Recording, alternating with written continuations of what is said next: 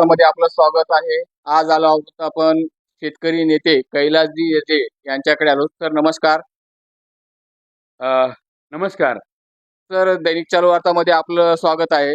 Sir हल्ली नांदेड जिल्ह्यामध्ये काही तालुक्यामध्ये पीक विमा पडत आहे अशी बातमी आहे. तर पण बिलोली आणि देगलूर तालुक्यामध्ये अजिबात कोणत्या शेतकऱ्याला पीक विमा पडलेला नाही. त्याबद्दल काय सांगणार सर? खरं तर पीक विम्याबाबत अनेक संभ्रमाचे प्रश्न शेतकऱ्यांच्या मनात पडत आहेत. काही तालुक्यामध्ये पैसे पडायला चालू झालेत, काही ठिकाणी शेतकऱ्यांना पैसे पडत नाहीत. मुखेड तालुक्यातही सगळ्या शेतकऱ्यांना पैसे पडत नाहीत. त्याच्या अनेक दिवसापासून अनेक कॉल्स येत आहेत. तेव्हा माझं सर्व देगलूर, बिलोली तालुक्यातल्या आणि इतर नांदेड जिल्ह्यातल्या शेतकऱ्यांना आपल्या चालू वार्ताच्या माध्यमातून एकच आव्हान आहे, की हा पीक विमा मुळात मंजूर झालेला नाही, सरसकट मंजूर झालेला नाही. आपल्याला शेतकऱ्यांना असं वाटलं की बाबा 25% पीक विमा सरसकट सगळ्यांना पडलाय.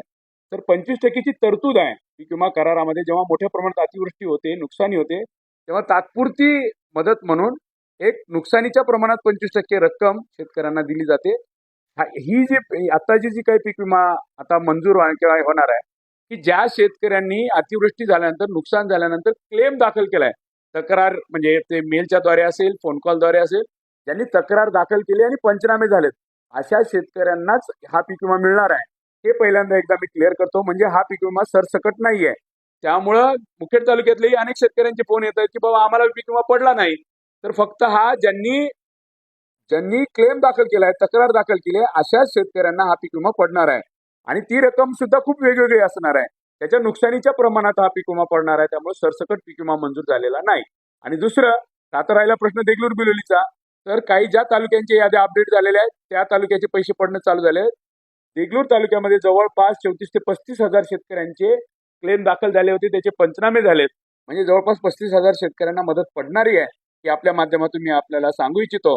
आणि आपल्या माध्यमातून हेही सांगतो की येणाऱ्या 15 ते 20 ऑगस्ट पर्यंत माननीय जिल्हाधिकारी महोदयांनी सुद्धा अल्टिमेटम दिलेलं आहे पीक विमा कंपनीला, की 20 तारखेपर्यंत सर्व शेतकऱ्यांचे पीक विमा पडला पाहिजे. त्यामुळे ज्यांनी क्लेम दाखल केलाय अशा सर्व शेतकऱ्यांना साधारणतः 20 ऑगस्ट पर्यंत पीक विमा पडून जाईल. पण पहिल्यांदा हे क्लिअर करायचं आहे की हा सरसकट पीक विमा नाही. शासनाकडून किंवा पीक विमा कंपनीकडून या वर्षीचा पीक विमा मंजूर झाला नाही. एवढ्या मोठ्या प्रमाणात आपल्याला माहिती आहे सर, आपणही याची बातम्या दिलेला की जेव्हा खरीपचं पीक होतं तेव्हा खूप मोठ्या प्रमाणात अतिवृष्टी झाली. देगलूर सारख्या तालुक्यात तर ढगफुटीसारखी सदृश्य परिस्थिती होती. आणि शासन व प्रशासनाकडून पंचनामे सुद्धा झाले आणि शासनाचे मंत्री सुद्धा या भागात येऊन दौरे केले. त्याच्यानंतर महाराष्ट्र शासनाने नुकसान भरपाई मंजूर केली. म्हणजे याचा अर्थ खूप मोठ्या प्रमाणात नुकसान झाले हे शासनाने मान्य केलेलं आहे. तसं असताना सुद्धा पीक विमा मंजूर झाला नाही, हा खूप मोठा गहन प्रश्न आहे. म्हणून आमची वारंवार म्हणणं आहे की पीक विमा कंपनी हा खूप मोठा घोटाळा आहे.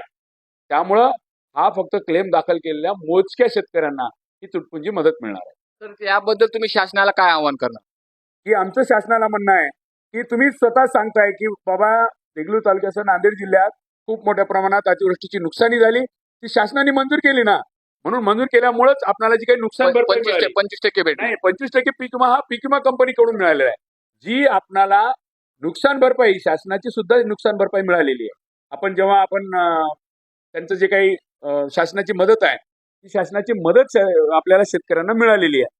तर एकंदरीत शासनच जर आपल्याला अतिवृष्टी झाली, नुकसानी झाली म्हणून मदत देते, याचा अर्थ शासनाने मंजूर केलेला आहे, मान्य केलेला आहे की नुकसानी झालेलं आहे. मग नुकसानी होऊन सुद्धा आज पीक विमा कंपनी पीक विमा सरसकट का मंजूर करत नाही, हे आमचं आव्हान आहे.